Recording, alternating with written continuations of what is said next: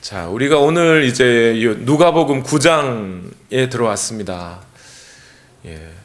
이제 8장 지났네요. 한참 누가복음 강의한 것 같은데 이제 9장이네요. 그런데 오늘 우리가 읽은 누가복음 9장에 들어와서는 지금까지 예수님의 사역 방식이나 패턴과 전혀 다른 새로운 전환점이 오늘 누가복음 9장부터 열리기 시작하는 것을 보게 됩니다. 예수님은 누가복음 4장 18절에서부터 분명히 이렇게 선언하셨어요. 주의 성령이 내게 임하셨다. 그리고 이것은 가난한 자에게 복음을, 눌린 자에게 자유를, 눈먼 자에게 눈뜸을, 속박을 당하고 있는 자들에게 참된 해방을 선포하게 하시기 위함이다. 그러면서 하나님의 나라가 지금 여기에 임하였고, 그 하나님의 나라는 이스라엘 공동체의 희년과 같은 참된 해방과 자유, 눌린 자의 자유, 또 병든 자의 자유가 임하게 하는 그 나라가 될 것이다 하면서 그 예수님께서 하나님의 나라를 선포하시기 시작했어요. 그런데 지금까지 예수님의 사역의 패턴은 어땠냐면 직접 다 하셨어요.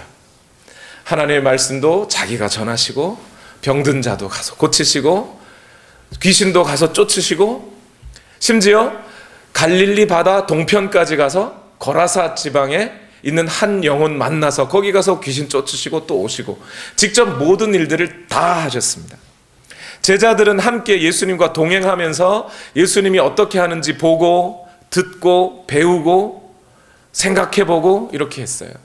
예수님의 설교 가운데 제자들에 대한 이야기가 예화로 등장할 수 있었습니다. 그렇죠? 사복사화 설교 중에 제자들을 가리키며 예수님이 말씀하신 적도 있죠. 그러나 제자들이 직접 사역을 하지는 않았어요. 그런데 오늘 9장 1절에서부터 드디어 예수님의 사역이 새로운 패턴으로 바뀌기 시작해요.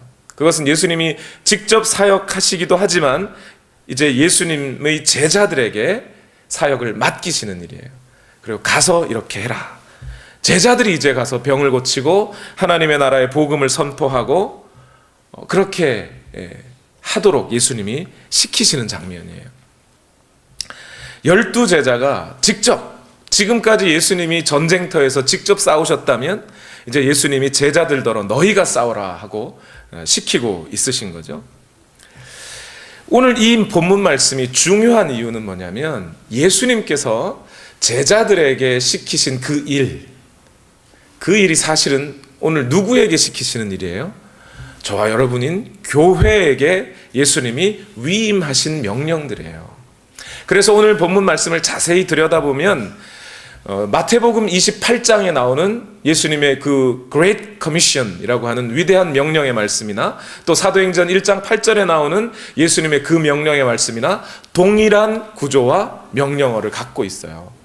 그냥 제자들에게 니네는 이렇게 해라 하는 정도로만 우리가 그랬겠거니 하고 받아들이면 안 되는 이유가 여기에 있습니다. 이 말씀이 예수님께서 여러분에게 직접 명령하신 말씀과 같다는 겁니다. 오늘 그 말씀을 우리 함께 읽어보겠습니다. 먼저 오늘 누가복음 9장 1절과 2절 말씀입니다. 함께 읽겠습니다. 시작. 예수께서 그 12를 한자리에 불러 놓으시고 모든 귀신을 제어하고 병을 고치는 능력과 권능을 주시고 하나님 나라를 선포하며 병든 사람을 고쳐주게 하시려고 그들을 내보내시며 이렇게 말합니다. 여기 9장 1절에 시작하는 자리에 보니까 예수님이 어떻게 했냐면 그 12이라 그래요. 12명의 제자를 말하시는 거겠죠. 그 12를 불러서 한자리에 불러놓으시고 이렇게 했어요. 이게 무슨 얘기인가요? 그러면 12명의 제자들이 예수님과 항상 함께 있었던 것은 기회요 아니에요? 아니라는 거예요. 그러니까 물론 많은 시간 예수님의 공생의 기간 동안에 예수님의 제자들이 예수님과 함께 있었겠지요.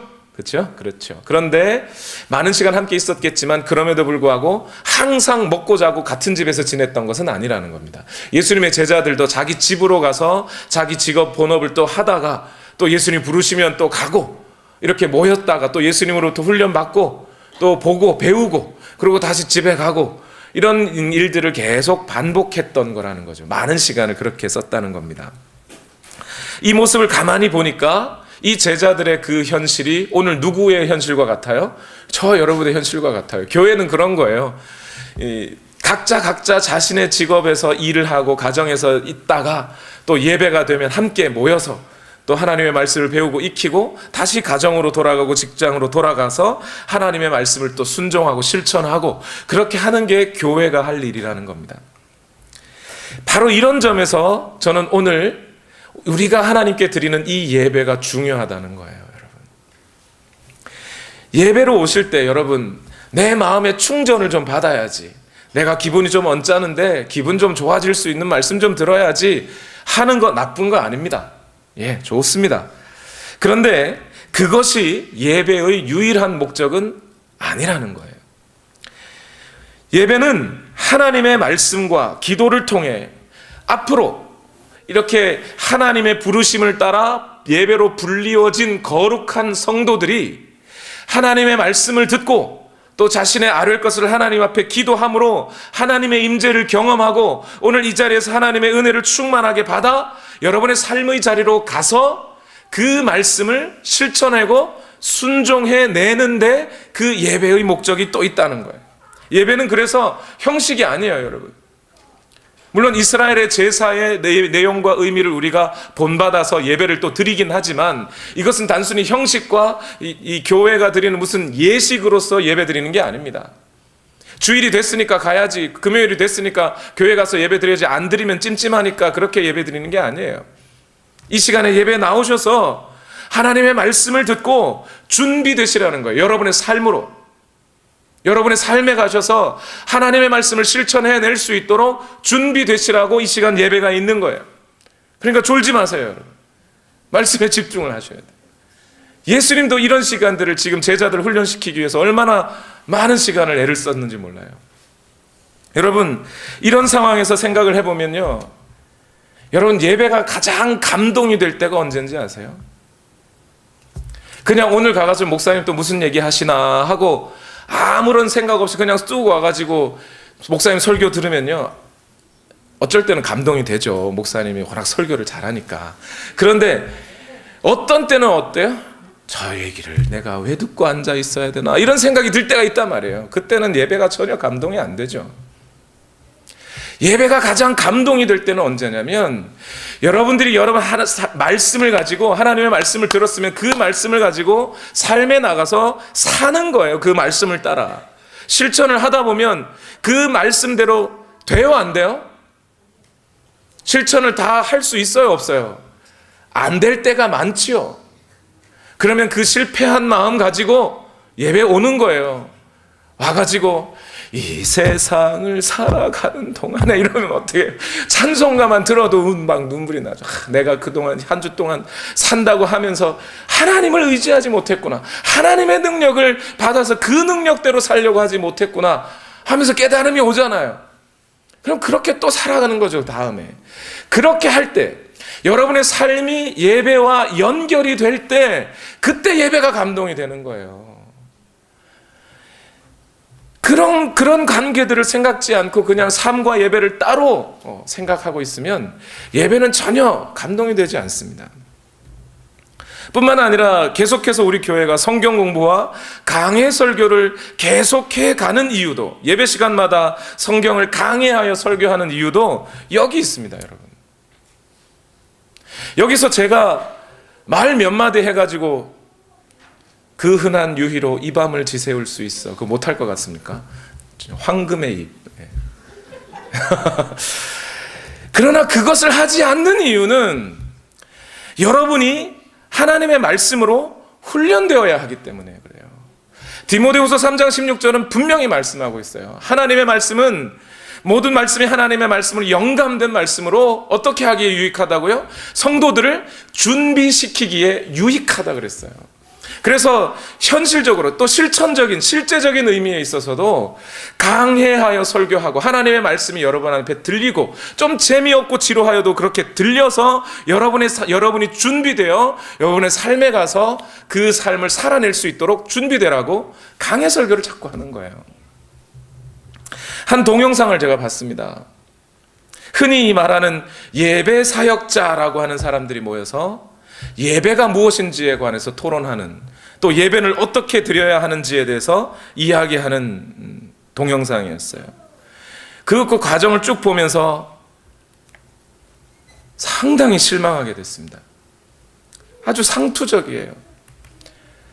예배 사역자라고 하는 사람들이 모여서 예배에 관해서 이야기하는데 성경이 예배에 관해서 뭐라고 얘기하는지 전혀 알지를 못해요. 자기들 생각에 좋은 얘기, 자기들 생각에 이쁜 얘기는 주저리 다 하는데 성경이 과연 무엇이 예배라고, 삶이 예배라고 했을 때 어떤 삶을 살아내는 게 예배인지에 대해서 성경이 분명히 얘기하고 있는데도 거기에 대한 언급은 전혀 안 해요. 해도 모르겠지만 분명히 언급하고 있는 성경이 있죠. 예를 들면 어떤 거요? 로마서 12장 1절, 여러분의 몸을 어떻게 해요? 거룩한 산 제사로 드리라. 이것이 여러분이 드릴 영적 예배니라.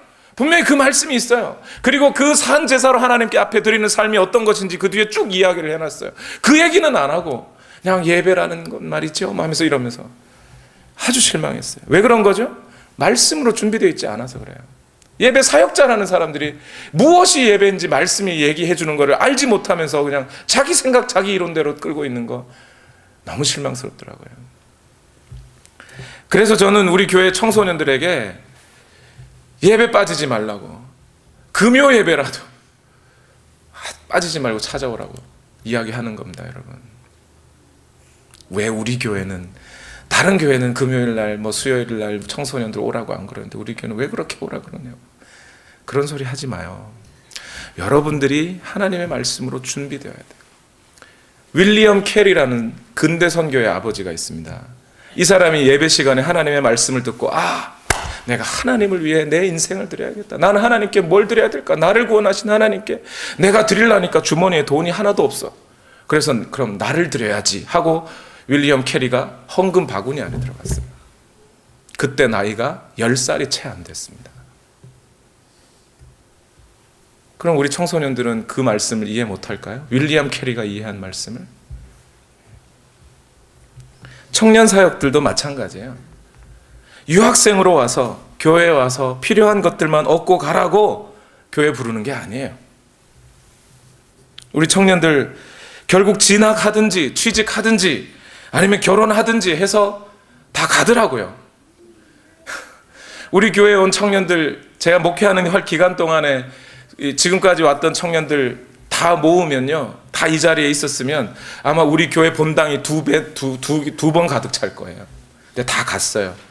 다 취직하러 가고 결혼하러 가고 다 진학해서 가고 다 갔어요. 가만히 생각해 봤어요. 여기다 모아두는 게 의미 있는 게 아니다. 그 학생들이 여기 있는 동안에 어떻게든 하나님의 말씀으로 훈련시켜서 예수 그리스도의 참된 사역자로 변화시키고 예수 그리스도의 참된 제자로 변화시켜서 보내자. 세상 속에 하나님의 제자들이, 하나님의 가족들이, 예수 그리스도의 제자들이 많은 게 중요하지 이 빌딩 안에 예수의 제자들이 많은 게 중요한 게 아니에요. 교회가 해야 할 일은 이제 사람들을, 하나님께서 부르시는 사람들을 불러 모으는 것도 중요하지만 그들을 훈련시켜서 보내는 일도 중요하다는 거예요. 어쩌면 그것이 더 본질적인 거예요. 교회가 할 일이요. 창세기를 한번 보세요. 하나님이 인간을 지어 놓으시고 어떻게 하셨어요? 가서 충만하라, 땅에 다 번성해라, 나가라는 거예요. 계속 가라는 거예요. 근데 가다가 혼자 가면 외로울 것 같고 가면은 하나님의 보호하심이 없을 것 같으니까 자기들끼리 모여가지고 우리끼리 잘 살아보세요 하고 만든 게 뭐였어요? 바벨탑이잖아요. 하나님이 다시 흩어요. 또 가라는 거예요. 그게 우리 그리스도인들의 교회의 본질인지도 모르겠어요.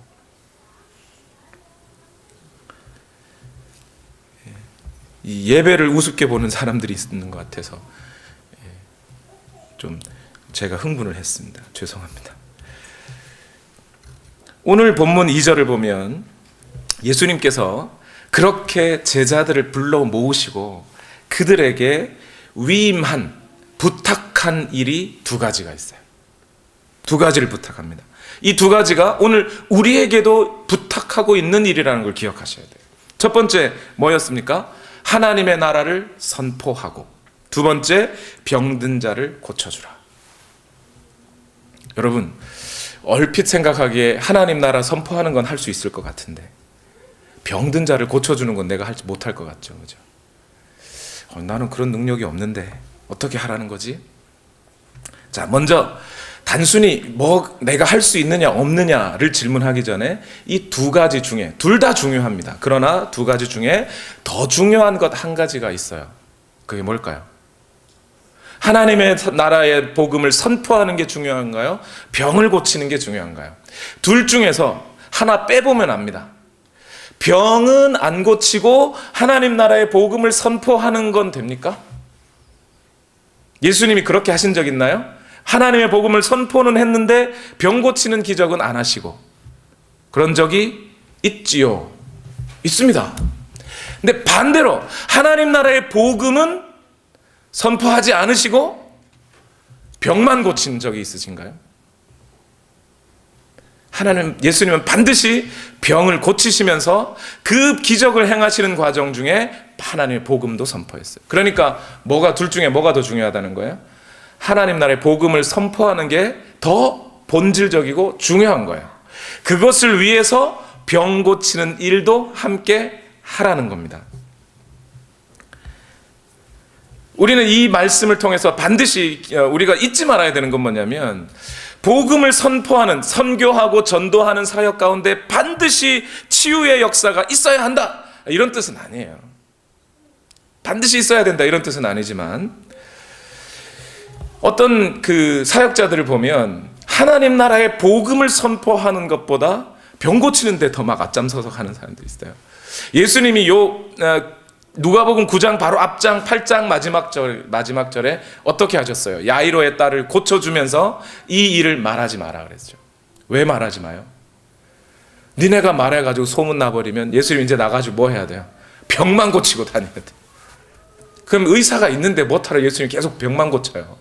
지금 예수님이 병을 고치는 그 일은 하나님의 나라가 지금 임하고 있다는 것의 증거로 보여지는 일이고, 그 하나님의 나라가 임하기 위하여 주되게 교회가 해야 될 일은 하나님의 나라의 복음을 선포하는 데 있는 거예요. 그것이 중요한 겁니다. 교회는 선교와 전도를 해야 되는 것이고, 그것이 교회에 맡겨진 본질적인 사역이에요. 하나님의 나라를 선포하고 죄인인 사람들에게 당신의 죄를 용서하기 위해 예수 그리스도께서 이 땅에 오셨고, 이제 그를 주와 구세주로 믿고 받아들이는 자마다 이 하나님 나라의 백성이 될 수 있다는 것을 알려줘야 되는 거라는 거예요. 선언해줘야 된다는 거예요. 그것이 교회가 해야 할 본질적인 일입니다. 저와 여러분이 이 땅에 있으면서 해야 할 가장 중요한 일이 그것이라는 거예요. 지금 예수님이 제일 먼저 위임한 일이에요, 여러분. 그런데 우리가 하나님 나라의 복음을 선포하는 것 역시 병 고치는 능력이 없으면 우리가 병을 못 고치듯이, 하나님 나라의 복음을 선포하는 일 역시도 하나님의 능력이 없이는 할 수 없는 일이에요. 그래서 예수님께서 그 제자들에게 그 명령을 하시면서 두 가지를 주셨어요. 두 가지를 주시면서 가서 이 일을 해라, 이렇게 한 거죠. 뭐하고 뭘 주셨어요? 첫 번째는 능력을 주시고, 두 번째는 권능 또는 권위라는 걸 주셨어요. 능력과 권위, 병을 고치고 귀신을 쫓아내고 하나님 나라의 복음을 선포할 수 있도록 능력과 권위를 같이 주셨다는 거예요. 마치 하나님의 나라가 임하는 곳에 하나님의 나라의 복음이 선포되고 꽃이 피고 봄이 오면 꽃이 피듯이 하나님의 나라가 임하게 하기 위하여 이 꽃이 피어질 수 있도록 하는 능력과 권위를 교회에게 주셨다는 거예요. 능력과 권위, power and authority라고 하는 이 말, 여러분 복음성가에도 자주 듣죠. 모든 영광과 존귀와 능력 받으소서 할 때도 나오고요, 그죠? 능력과 권위를 주셨다 그래요. 그런데 이 능력과 권위라는 말이 성경에서 자주 쓰여지고, 또 우리는 권능이라는 말로 섞어서도 쓰는데, 두 개가 서로 다른 말이에요. 다른 말인데 비슷하게 쓰여요. 다른 말인데 어떻게 다르냐면, 능력이라는 말은 어떤 일을 할 수 있도록 하는 실제적인 힘을 말합니다. 예를 들면 자동차가 있어요. 그 자동차가 앞으로 가기 위해서는 힘이 있어야 되죠. 뭐가 있어야 돼요? 엔진이 있어야 돼요. 그죠? 예. 그 엔진이 능력과 같은 거라는 겁니다. 아무리 벤츠, 아우디, 크라이슬러가 있어도 겉모양은 막 벤츠 이만큼 딱 붙여놨는데 엔진이 빠졌어. 능력이 없는 거죠. 예. 그러면 권위는 뭐냐? 권위는 뭐냐면 능력은 어떤 일을 행할 수 있는 힘이고, 권위라는 말은 어떤 일을 행할 수 있는 권리를 말합니다. 권리 말하니까 어려운데 어려운 말은 아니에요. 예를 들면 이런 겁니다. 조폭두목이 있어요. 그리고 검사가 있습니다. 조폭두목이 힘이 세요? 검사가 힘이 세요? 여러분 조폭을 우습게 보지 마세요. 조폭이가 아주 힘이 셉니다. 그런데 조폭두목이 힘이 세지만 검사를 때릴 수는 없어요. 왜 못 때리죠? 검사에게는 나라가 위임한 권위가 있기 때문이죠. 마찬가지로 골리앗이 힘이 세요? 다윗이 힘이 세요? 다윗이 세요? 네. 골리앗이 힘이 세요. 그죠? 골리앗이 힘이 센데 골리앗이 다윗을 건드리지 못했어요. 왜요? 다윗에게 하나님이 주신 권위가 있었기 때문인 거죠. 마찬가지예요. 이제 제자들이 영적인 전쟁을 직접 싸워야 합니다. 하나님 나라 복음 전하고 귀신을 쫓아내고 병을 고치고 막 그렇게 해야 돼요. 그러려다 보니까 뭐요? 실제로 그 일을 행할 수 있는, 인간으로서는 할 수 없는 일이죠. 인간으로서는 할 수 없는 능력을 하나님께서, 예수 그리스도께서 주셔야만 그 일을 할 수 있어요. 그래서 그 인간으로서 할 수 없는 능력을 주신 그 능력과, 그리고 그들이 앞서갈 때마다 귀신이, 어둠의 세력들이 그들을 덮치지 못할 수 있도록 권위를 주시는 거예요. 그래서 능력과 권위, 그건 원래 누가 갖고 계신 거였어요? 예수님이 가지시고 예수님이 직접 그 사역을 하셨는데 이제 그것을 제자들에게 주시고 그 제자들로 하여금 그 일을 감당하게 하신다는 겁니다. 주의 성령께서 또한 제 교회에 임하실 때 이 모든 권능이라는 것이, 권위와 능력이라는 것이 이미 교회에게 허락이 되었습니다. 에베소서 1장 19절에서 23절 말씀 다 같이 한번 읽어봅시다. 믿음으로 시작. 또한 믿는 사람들인 우리에게 강한 힘으로 활동하시는 하나님의 능력이 얼마나 엄청나게 큰지를 여러분이 알기를 바랍니다. 하나님께서는 이 능력을 그리스도 안에 발휘하셔서 그분을 죽은 사람들 가운데서 살리시고 하늘에서 자기의 오른쪽에 앉히셔서 모든 정권과 권세와 능력과 주권 위에, 그리고 이 세상뿐만 아니라 오는 세상에서 일컬을 모든 이름 위에 뛰어나게 하셨습니다. 하나님께서는 만물을 그리스도의 발 아래 굴복시키시고 그분을 만물 위에 교회의 머리로 삼으셨습니다. 교회는 그리스도의 몸이요 만물 안에서 만물을 충만케 하시는 분의 충만함입니다. 오늘 우리가 교회라는 이름으로 오늘 우리가 모였다면, 그리고 오늘 우리 가운데 주의 성령이 역사하고 계신 교회라면, 이 권위와 능력은 예수 그리스도와 우리가 그분과 연합될 때 교회에게 이미 주어진 것이라는 거예요. 오늘날 교회가 이 권위와 능력을 사용하지 못하는 이유는 에베소서 1장 19절의 말씀을 따르면 그렇게 교회 안에 이미 능력으로 엄청나게 역사하고 계신 그 하나님의 능력을 교회가 보지를 못한다는 겁니다. 알지를 못한다는 거예요. 그래서 이 권위와 능력을 쓰지 못하고 알지 못하고 이 세상의 권세들 앞에서, 어둠의 권세들 앞에서 주춤거리고 있더라는 거예요. 힘차게 나아가지 못하고. 예수 그리스도께서는 이것을 이미 주셨는데, 어쩌면 이런 말씀을 하시는 분들이 있을 거예요. 이런 능력과 권위를 주셨는데 나는 왜 기도하면 병이 안 낫죠? 왜 그럴까요? 왜 우리가 기도하면 어떤 경우는 병이 나을 때도 있지만, 여러분 선교지에 가보십시오. 병 잘 났습니다. 진짜 잘 났습니다. 이 표현이 좀 적절한지 모르겠지만 잘 났습니다. 기도할 때마다 팍팍 넘어져요 사람들이. 근데 여기서는 잘 안 돼. 왜 그런가요? 믿음이 부족해서? 우리가 내가 믿음이 없어서?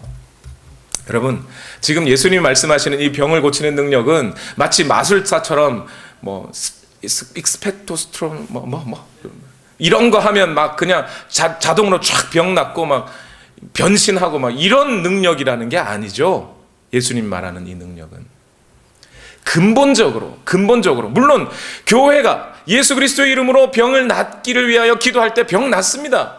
그걸 부인하는 게 아니에요.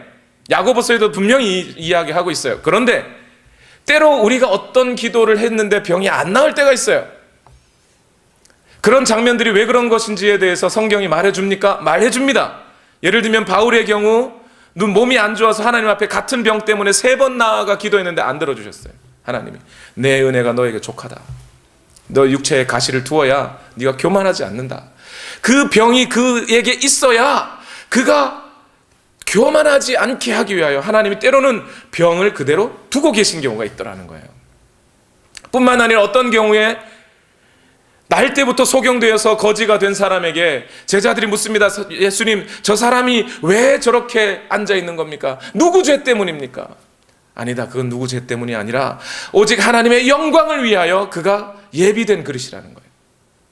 그러니까 때로 어떤 경우 질병이라고 하는 것은 우리에게 고통 가운데 유익을 가져다 주기 위하여 또는 생명력을 오히려 가져다 주기 위하여 필연적으로 있게 되는 경우들도 있다는 걸 알아야 돼요. 뿐만 아니라 병이라는 것이 성경을 따르면 왜 온 것이에요? 근본적으로 인간의 죄 때문에 죽음이 왔고 그 죽음의 증상으로서 병이 있는 거죠. 근본적으로 병을 이긴다고 하는 것은 결국 뭘 이겨야 된다는 거예요? 죄를 이겨야 된다는 거예요. 우리가 예수님 앞에 예수님을 알고 그렇게 살아가는 우리 인생 끝에, 우리 인생의 맨 마지막에 처절하게 고백하면서 해야 될 말이 이거예요. 나 지금까지 죄와 싸워왔습니다. 하나님, 피 흘리기까지 싸웠습니다. 때로 이기지 못하고 넘어질 때도 있었습니다. 그러나 주님 주신 능력으로 이것과 싸워왔으니 주여 나를 받아주소서. 그러면서 우리는 하나님 앞에 가는 거예요. 그러니까 그 죄를 이기는 능력이 오늘 우리에게 길러지기 위하여 때로는 질병도 남아있을 때가 있습니다. 다 그냥 마술처럼 고쳐진다는 뜻이 아니에요. 그러나 어쨌든 오늘 우리 본문이 분명하게 말해주고 있는 것은 이 권위와 능력이 교회에게 이미 주어졌다는 거예요. 예수 그리스도가 머리이시기에 예수 그리스도 안에 역사하신, 그가 죽으시고 부활하시고 승천하셨을 때 그 예수 그리스도 안에서 역사하셨던 그 능력이 지금 교회 안에 역사하고 있다는 거예요. 교회들은 이것을 보고 알라는 겁니다. 이제 예수님께서 그들을 불러 모시고 명령하셨어요. 직접 예수님이 뭐라고 말씀하셨는지, 어떻게 하나님 나라 복음을 선포해야 되는지를 직접 들어보겠습니다. 누가복음 9장 3절에서 5절 말씀 다 같이 읽겠습니다. 시작. 그들에게 말씀하셨다. 길을 떠나는 데는 아무것도 가지고 가지 말아라. 지팡이도 자루도 빵도 은화도 가지고 가지 말고 속옷도 2벌씩은 가지고 가지 말아라. 어느 집에 들어가든지 거기에 머물다가 거기에서 떠나거라. 어디에서든지 사람들이 너희를 영접하지 않거든 그 고을을 떠날 때에 너희 발에 묻은 먼지를 떨어버려서 그들을 거스르는 증거물로 삼아라. 분명히 이제 예수님께서 하나님 나라의 복음을 선포해라 이렇게 말씀은 하셨을 거예요. 그런데 말씀하셔놓고 그 하나님 나라의 복음을 선포할 때 어떻게 선포해야 되는지에 대해서 일종의 방법 또는 지침을 설명해 주고 계세요. 그런데 크게 3가지예요. 3절에는 뭐라고 그랬냐면 복음 들고 갈 때 뭐는 갖고 가지 마라? 아무것도 갖고 가지 마라. 2번째 4절에 보니까 어느 집에 머물게 되면 끝까지 그 집에 머물다가 복음 전도가 끝날 때 나와라는 거예요. 중간에 옮기지 말라는 얘기입니다. 이 말은 다른 집으로 옮기지 말고. 그 다음에 5절에 보면 만약 너희를 영접하지 않거든 그 집에서 나올 때 뭐 하라고요? 발에 먼지를 떨어버려서 그들이 너희를 받아들이지 않았다는 증거를 삼아라. 이렇게 얘기합니다. 이 3가지가 예수님이 복음 전할 때 어떻게 해야 되는지에 대한 지침이에요. 근데 여러분, 이 말씀이 무슨 뜻인지에 대해서 헷갈려 하시는 분들이 워낙 많아요. 특히 제일 난처한 것이 3절 말씀입니다. 왜 그러냐면 누가복음 9장 3절에 너희가 길을 떠날 때, 복음 전할 때 아무것도 갖고 가지 말라 그랬단 말이에요. 그런데 병행 구절인 마가복음 6장 8절과 9절에는 이런 말씀이 있습니다. 읽어봅시다. 시작. 그리고 그들에게 명하시기를 길을 떠날 때에는 지팡이 하나밖에는 아무것도 가지고 가지 말고 빵이나 자루도 지니지 말고 전대에 동전도 넣어가지 말고 다만 신발은 신되 옷은 두 벌 가지지 말라 이렇게 했어요. 여러분 차이가 느껴지시나요? 차이가 보이세요? 뭐가 차이죠? 누가복음에는 아무것도 지팡이도 갖고 가지 마라 이랬어요. 근데 마가복음에는 뭐라 그래요? 지팡이는 갖고 가래요. 그리고 뭐도 신어요? 신발은 신으래요. 말이 다르잖아요. 이거 지금 예수님 지팡이 갖고 가요 말아요? 아니 어떻게 한 성경에서 두 가지 말씀을 하실 수 있어요? 그렇죠? 이게 이제 문제가 되는 겁니다. 일단 이렇게 여러분께 바로 그냥 해석을 해드릴게요. 자, 마가복음에는 지팡이와 신발은 신고 지팡이는 들라 이랬어요. 딴 건 갖지 마라. 그죠? 옷도 두 벌 옷 갖지 마라 이랬어요. 근데 이 지팡이 들고 신을 신고 이 구절을 가만히 읽어보니까 뭐 생각나세요, 여러분? 구약 성경 중에 출애굽기, 모세, 유월절. 그때 유월절 양을 먹을 때 어떻게 먹으라고요? 지팡이를 짚고 허리에 띠를 띠고 신을 신고 급하게 먹으라 이렇게 했어요. 그죠? 읽어봅시다. 출애굽기 12장 11절 시작. 너희가 그것을 먹을 때에는 이렇게 하여라. 허리에 띠를 띠고 발에 신을 신고 손에 지팡이를 들고 서둘러 먹어라. 유월절은 주 앞에서 이렇게 지켜야 한다. 이게 무슨 얘기예요? 지금 애굽의 그 어둠의 그늘 속에 죽음의 사자들이 그 땅을 덮칠 때 그 문설주의 피를 바른 자들의 집은 그 어둠의 사자들이 넘어간단 말이에요. 죽음이 넘어간단 말이에요. 그래서 이걸 유월절이라고 그래요. 그런데 그 죽음이 넘어가고 난 다음에 이제 이 사람들은 어떻게 해요? 속히 애굽 땅을 빠져나와야 돼요. 그러니까 지팡이 짚고 허리 띠고 신을 신고 급히 먹고 내일 먹을 거 남겨두지 말고 아무것도 갖지 말고 속히 나오라는 겁니다. 그 상황을, 그 출애굽기 말씀을 염두에 두고 지금 마가가 글을 쓴 거예요. 예수님이 이렇게 말씀하셨다는 거죠. 그러니 마가는 무슨 얘기를 하는 겁니까? 복음 전도라는 것은, 하나님 나라의 복음을 선포한다는 것은, 그것은 결국 어둠 속에 갇혀있던 영혼들을 그 어둠으로부터 구출해내는 새로운 출애굽의 역사를 일으키는 것이라는 거예요. 그러니 그 출애굽의 역사를 일으키기 위하여는 급하고 긴급하고 간절하고 아주 애절한 그런 마음을 가지고 복음을 선포하라는 뜻이 되는 거죠. 이해가 되셨습니까, 여러분? 마가복음의 말씀은 그런 뜻인 거예요. 일단 그렇게 두고, 자, 그 마가복음 말씀은 그런 뜻이라는 걸 옆에다 두고 다시 이제 누가복음으로 돌아오면, 누가복음은 아무것도 갖지 말래요. 왜 아무것도 갖지 말라고 하는 걸까? 여러분, 지금 누가는 편지를 누구에게 쓰고 있어요? 누가복음 1장 1절에서 4절까지 누구요? 데오빌로 각하여 하면서 이방인에게 편지를 보내고 있어요. 그리고 누가라고 하는 이 사람은 사도행전 강해 때 여러분 들으셨죠? 누구와 함께 전도 여행을 떠났던 사람이에요?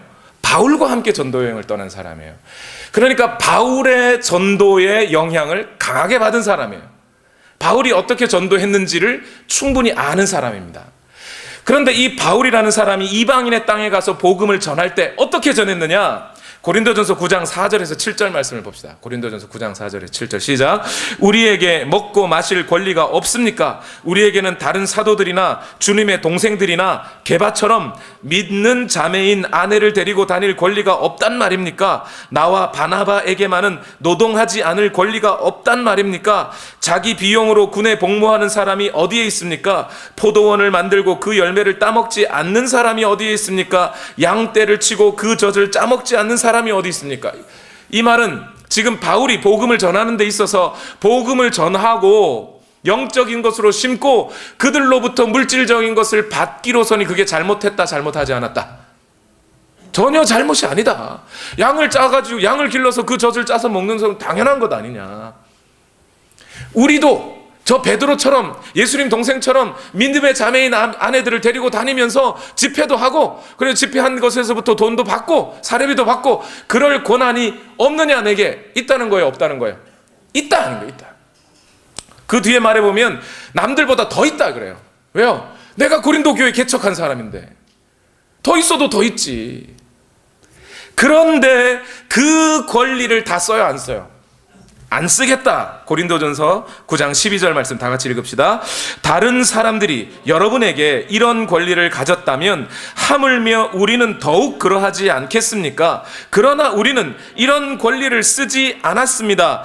왜냐하면 우리는 그리스도의 복음을 전하는 일에 지장을 주지 않도록 모든 것을 참습니다.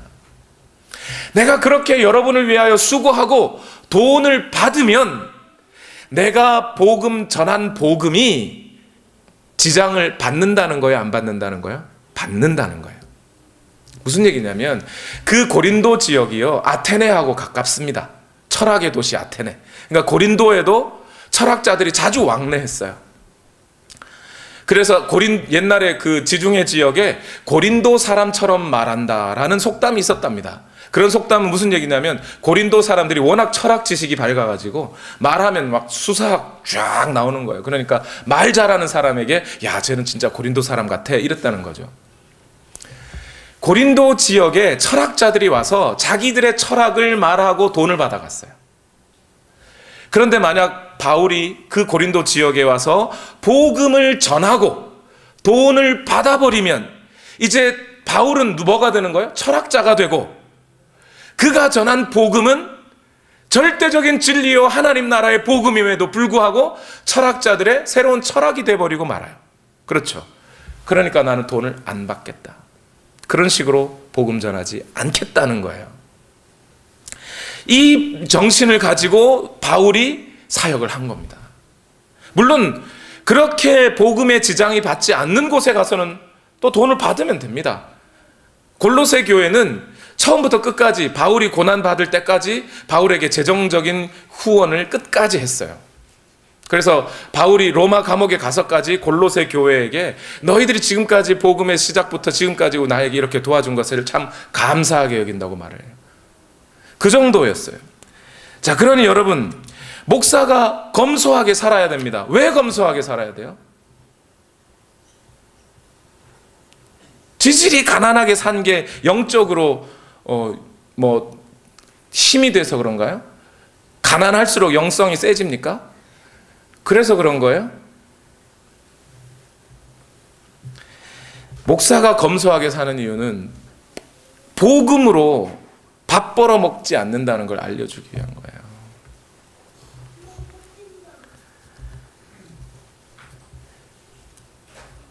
가능한 예화나 비유를 자제하고 감동적인 이야기를 자제하고 설교에서 가능한 웃기려고 하지 않는 이유가 여기 있는 거예요. 설교자가 막 여기서 웃기고 감동적인 이야기를 막 하면 사람들은 설교자를 누구로 봐요? 만담꾼으로 봐요. 설교를 하나님의 말씀으로 듣지 않고 개그로 들어요. 제가 좋아하는 한 목사님이 있어요. 아주 유명한 부흥사예요. 저는 개인적으로 그분을 참 좋아합니다. 그분만큼 복음을 잘 설명하는 분도 흔치 않기 때문이죠. 물론 가끔씩 오류가 있지만. 그런데 사람들이 그분을 초청해가지고 부흥회를 막 열고 2박 3일, 3박 4일 부흥회를 열고 마지막에 피드백이 뭔지 아세요? 이야, 난 지금까지 내 평생 중에 이렇게 많이 웃어본 적이 없어. 가 피드백이에요. 이러면 되냐 말이에요. 오늘날 설교자들을 보면 다 연예인들 같아요. 사람들로부터 인기를 어떻게 하면 끌지 싶어가지고 뭔가 멋있는 말, 좋은 말을 전해주려고. 어떤 설교자들은 정치꾼인 것 같고요. 설교자와 정치인이 비슷한 건 뭐냐면 사람들의 마음을 얻어야 한다는 것은 비슷해요. 그러나 정치인은 사람들로부터 마음을 얻어서 자기가 갖는 것이지만 설교자는 사람들로부터 마음을 얻어 그 마음을 예수 그리스도와 연결해줘야 하는 데 있는 거예요. 설교자는 빠지고. 이것이 바울이 복음을 전하면서 가졌던 태도였다는 거예요. 그 태도를 오늘 고스란히 누가복음으로 다시 갖고 와보세요. 누가가 뭐라 그러죠? 아무것도 갖고 가지 마라. 예수님이 그랬다는 거예요. 아무것도 갖고 가지 마라. 왜 갖고 가지 말아야 돼요?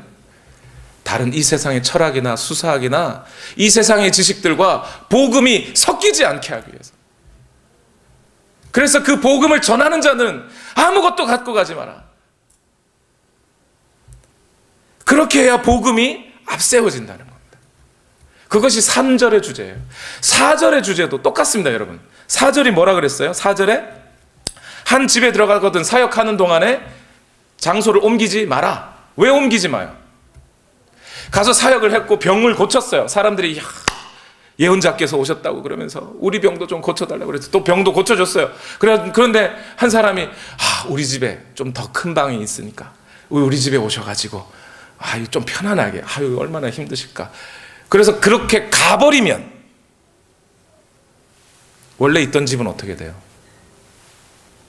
삐짐. 그래, 결국은 그렇게 해가지고 좋은 집 가서 잘라 그랬구나 라는 생각이 들겠지요. 그렇게 되면 도리어 어떻게 돼요? 복음을 전한 것이, 병을 고쳐준 것이 하나님께 영광이 되지 못하지요. 그러니 복음이 온전히 선포되기 위해서는 끝까지 거기 있어라는 거예요. 5절도 똑같습니다. 사람들이 너희를 영접하지 않으면 나올 때 발에 떨어진 먼지도 털어버려라. 왜 털어버려요? 옛날에 이 유대인들은 이방인의 피치 못하게 이방인의 땅에 들어갔다가 유대인의 땅으로 들어올 때 이방인의 땅에서 묻은 먼지 더럽잖아요. 그러니까 더러운 걸 떨기 위해서 유대인의 땅에 들어오면서 발에 먼지를 떨어버렸단 말이에요. 그런데 지금 예수님이 제자들을 보내고 있어요. 제자들이 어디로 가요? 이방인의 땅에 가요? 지금 갈릴리에서 사역하고 있는데 유대인의 땅인데 유대인의 땅에 가가지고 복음을 전했는데 그들이 복음을 받아들이지 않아요. 그럼 나올 때 거기서 발에 먼지를 떨어버리라는 얘기는 그 복음을 듣지 않는 그들을 뭘로 취급하라는 거예요? 이방인으로 여기라는 거예요. 이방인으로 여기라는 거, 쟤들 더러워 같이 상종 못하겠네 이런 뜻이 아니라 이방인으로 여기라는 것은 그들이 비록 유대인임에도 불구하고 하나님의 말씀을 받아들이지 않고 예수 그리스도의 주되심을 받아들이지 않으면 그들은 결국 유대인이라 할지라도 하나님 나라의 백성이 될 수 없다는 선을 그어주라는 겁니다. 모든 그들이 하나님 나라의 백성이 될 수 있고 없고의 문제는 하나님 나라의 복음을 받아들이느냐 안 받아들이느냐에 있어요. 그들의 혈통과 관계없이 그 선을 분명하게 그어주라는 의미에서 발의 먼지를 떨고 오라는 겁니다. 이 3, 4, 5절은 결국 예수 그리스도께서 뭘 강조하고 있는 거예요? 하나님 나라의 복음을 선포하고 받아들이는 것이 가장 중요하다는 겁니다. 그것을 위해서 선포자도 자기의 것을 가릴 수 있으면 가리고 희생할 수 있으면 희생하고 오직 복음이 또렷이 선포되기 위하여 그 복음과 섞일 만한 어떤 것도 섞지 말고 그 복음이 오해받을 만한 어떤 행동도 하지 말고 그 복음만이 오직 사람에게 생명을 주는 것이라는 것을 분명하게 알려주라는 거예요. 그래서 이렇게 행동하라는 겁니다.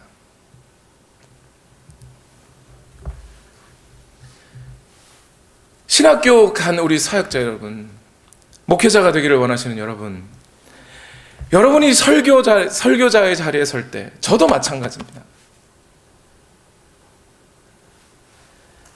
오직 하나님의 말씀을 가감없이 전하고 내가 좀 인기 얻기 위해서 재미있는 말, 감동적인 말 섞지 말고 하나님의 말씀이 말하고 있는 바를 있는 그대로 정말 피 흘리기까지 한자 한자 또박또박 해석하고 적용해서 성도들의 영혼 살려내야 돼요. 그것이 오늘날 이 땅에 쓰러져가는 교회 가운데 가장 시급하게 해야 될 일이에요. 그것을 위해서 가난한 것도 감내하고 각오하셔야 돼요. 오늘날의 세상은 목회자들에게 그렇게 권위를 주지 않습니다. 돈을 주지 않습니다. 목사의 말을 안 듣습니다. 유튜브 한번 보세요. 정말 무슨 야한 뮤직비디오 이런 거는 막 1억 뷰, 2억 뷰, 10억 뷰 막 이렇게 막 올라갔는데 목사 설교는 1년이 지나고 2년이 지나도 한 200명, 300명 이렇게 가요. 아주 유명한 목사님쯤 돼야 10,000명 정도 보고 그래요. 생명이 거기 있음에도 불구하고 말입니다. 그게 오늘날 현실이에요. 무명할 것을 각오하셔야 돼요. 내가 10년 동안 무명하게 개척교회 해가지고 조용한 곳에서, 사랑 없는 곳에서 열심히 사역하면 하나님이 나를 저 좋은 목회지로 보내주시겠지. 천만의 말씀. 각오하셔야 돼요. 오히려 하나님의 말씀을 전하는 것 때문에 외면당하고 배신당하고 놀림받고 업신여김을 당할 것을 각오하셔야 돼요.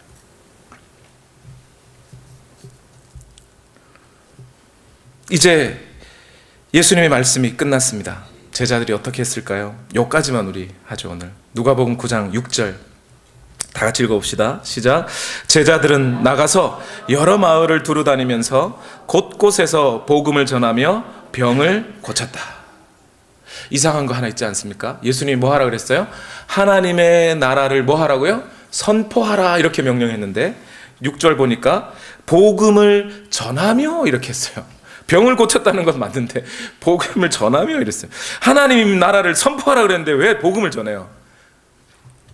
이게 같은 말입니다. 같은 말입니다. 여러분, 솔로몬의 재판을 한번 생각해 봐요. 진짜 엄마, 가짜 엄마가 있어요. 둘 다 자기 아들이라고 주장을 해요. 진짜 엄마는 자기 권리를 이미 빼앗겼죠. 그죠? 그래서 더 이상 아들을 만나서 젖을 줄 수도 없고 그의 아기의 이쁜 미소도 볼 수 없는 상황이에요. 그런 상황에서 재판에 왔습니다. 솔로몬이 칼로 쳐와요. 진짜 엄마가 막 뛰어와서 안 됩니다. 그럼 어떡하죠? 솔로몬이 이제 그 아이를 저 여인에게 주어라. 이게 뭐죠? 이게 그 아이를 여인에게 주어라. 이 말은 저 여인이 진짜 엄마다라고 선언해 주는 거죠. 선언. 이게 케루소예요. 선언하다. 자, 그러면 선언하면 그 엄마가 그 방에 있었으면 되겠지만 그 방에 없으면 이제 솔로몬의 종이 그 아기를 데리고 갖다 주든지 아니면 그 소식을 전해줘야 되겠죠. 그 소식을 전해줄 때까지 이 엄마는 어떻게 해요? 노심초사. 혹시 내 아들이 아니라 그러면 어떡하나. 계속 어둠에 있는 거죠. 이렇게 종이 그 선언된 말씀을 알려주는 것, 이것을 유앙겔리온 또는 전하다라는 거예요. 그런데 선포하다, 케류소나 유앙겔리온 전하다는 말이나 그 효과는 같죠. 결국 그 전하여 줄 때, 그 엄마에게 전하여 줄 때, 바로 그때 미리 벌써 솔로몬은 재판을 끝냈지만, 사건은 끝났지만 그 선언이 그에게 효력으로 나타날 때는 종이 그에게 아이를 갖다 줄 때, 그때 그 엄마에게 모든 것이 회복되는 거죠. 그래서 제자들이 전했다라고 말하는 거예요. 하나님의 나라는 이미 왔어요. 예수 그리스도께서 올 때 이미 왔습니다. 그리고 예수 그리스도께서 내가 이 일을 하겠다고 이미 누가복음 4장에 선언도 하셨어요. 이제 제자들이 할 일은 뭐예요? 이 하나님 나라의 복음을 선언을 가서 듣지 못한 사람들에게 전해주어야 그 사람들이 어둠에서 나오게 되는 거죠. 그 효과가 그때 생기는 겁니다. 그래서 전하라고 하는 거예요. 이 전하는 것이 중요한 이유는 인간이 개인적으로 하나님 나라를 발견하고 알 수 있어요, 없어요? 없어요. 여러분, 아무리 생각하고 깨닫고 노력해봐요. 하나님 나라가 보이나? 안 보여요. 그러니 어떻게 해야 돼요? 누군가가 밖에서 전해주어야 하는 거예요. 그 전해주는 일을 하라고 누구를 부르신 거예요? 저와 여러분을 부르신 거라는 거예요.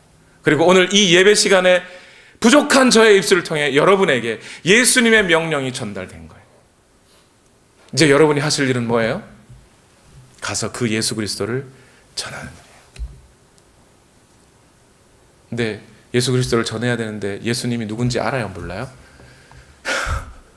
모르면 안 되죠. 다시 성경을 읽으시고 예수님이 누군지 확인하시고, 그 예수님이 어떤 분이에요? 이미 오늘 본문이 8장부터 이어진 본문이잖아요. 풍랑을 잔잔케 하시니까 제자들이 그가 뉘시길래 도대체 풍랑도 잔잔하던가. 예수님이 누구라는 거예요? 풍랑을 잔잔케 하시는 창조주이시며 거라사 지역에 가서 귀신을 내어 쫓으시는 귀신이 그를 보자마자 나를 지옥에 보내지 마옵소서 하는 그 권위와 능력을 가지신 주님이시며, 12회 혈루병도 옷자락 한번 딱 만지는 순간 그 능력이 갈 때 그 혈루병도 다 멎어버리는 능력의 주님이시며, 심지어 죽음마저도, 야이로의 죽었던 딸마저도 예수 그리스도의 한 번의 명령 앞에 다시 일어나야 하는, 죽음도 떠나가 버려야 하는, 죽음도 죽어버려야 하는 모든 생명의 주인이시라는 거예요. 그분이 예수 그리스도예요. 그러니 그 예수 그리스도를 우리가 받아들이는 순간 우리의 삶이 하나님의 나라로, 하나님의 통치로 변하지 않을 재간이 어디 있어요? 그 모든 능력을 이미 교회에게 주셨어요. 이제 가서 전하시면 됩니다. 그분이 예수 그리스도세요. 우리 다 같이 기도하십시다. 우리 기도하기 전에 우리 이 찬양합시다. 이 세상을 살아가는 동안에 나의 힘을 의지할 수 없으니 기도하고 낙심하지 말 것은 주께서 참 소망이 되심이라. 주의 길을 걸어가는 동안에 세상의 것 의지할 수 없으니 감사하고 낙심하지 말 것은 주께서 참 기쁨이 되심이라. 하나님의 꿈이 나의 비전이 되고, 예수님의 성품이 나의 인격이 되고, 성령님의 권능이 나의 능력이 되기를. 우리 이 시간 다 같이 찬송합시다. 이 세상을 살아가는 동안에 나의 힘을 의지할 수 없으니 기도하고 낙심하지 말 것은 주께서 참 소망이 되심이라. 다시 주의 길을 걸어가는 동안에, 주의 길을 걸어가는 동안에 세상의 것 의지할 수 없으니, 의지할 수 없으니 감사하고 낙심하지 말 것은, 낙심하지 말 것은 주께서 참 기쁨이 되심이라. 하나님의 꿈이, 하나님의 꿈 나의 비전이 되고, 예수님의 성품이 나의 인격이 되고, 성령님의 권능이 나의 능력이 되길, 나의 능력이 되길 원하고 바라고 기도함. 다시 고백합시다. 이 세상을 살아가는 동안에 우리 믿음으로 선포하며 오직 주님만 의지합니다. 주님 주신 능력과 권위를 의지합니다. 주님이 우리에게 맡기신 사명 감당하게 하옵소서. 우리 함께 기도하며 그렇게 믿음으로 선포하며 찬양합시다. 주께서 참 소망이 되심이. 주의 길을 걸어가는 동안에, 주의 길을 걸어가는 동안에 세상의 것 의지할 수 없으니, 할 수 없으니 감사하고 낙심하지 말 것은 오직 그 능력의 주께서 참 기쁨이 나의 주님이 되심이라. 아멘. 하나님의 꿈이 나의 비전이 되고, 주님의 성품이 나의 인격이 되고, 성령님의 권능이 나의 능력이 되길 원하고 바라고 기도한 하나님의 꿈이, 하나님의 꿈이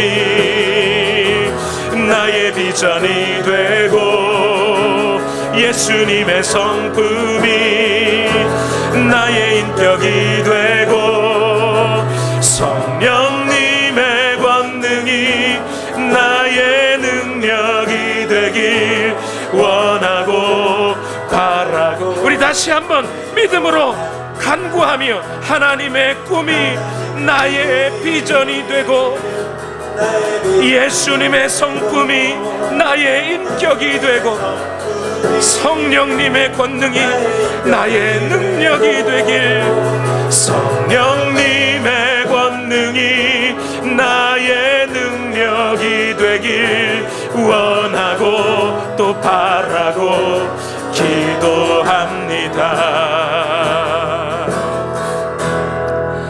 사도행전 1장 8절에 분명히 말씀하셨습니다. 성령이 너희에게 내리실 때 너희는 권능을 받고 예루살렘과 온 유대와 사마리아와 땅끝까지 이르러 나의 증인이 될 것이다. 우리가 되고자 해서 되는 것이 아니라 하나님의 그 권능이 오늘 우리 가운데 임할 때에 우리는 예수 그리스도의 증인이 될 수밖에 없는 겁니다. 중요한 것은 오늘 이 권능이 우리 교회 가운데, 하나님의 교회 가운데 역사하고 있음에도 불구하고 교회가 아직 그것을 발견하지 못하고 알지 못하고 보지 못하고 있는 것입니다. 주여 내게 보여주소서. 오늘 내 마음이, 내 생각이 열리고 주의 성령이 오늘 우리 가운데 충만하게 임하실 때에 오늘 나 또한 그 권능을 힘입어 주의 증인되어 예수 그리스도를 증거하고 하나님의 나라를 선포하는 주의 참된 교회로 살아가게 하옵소서. 우리 이 시간 다 같이 주여 한번 외치시고 합심하여 통성으로 기도하겠습니다. 주여,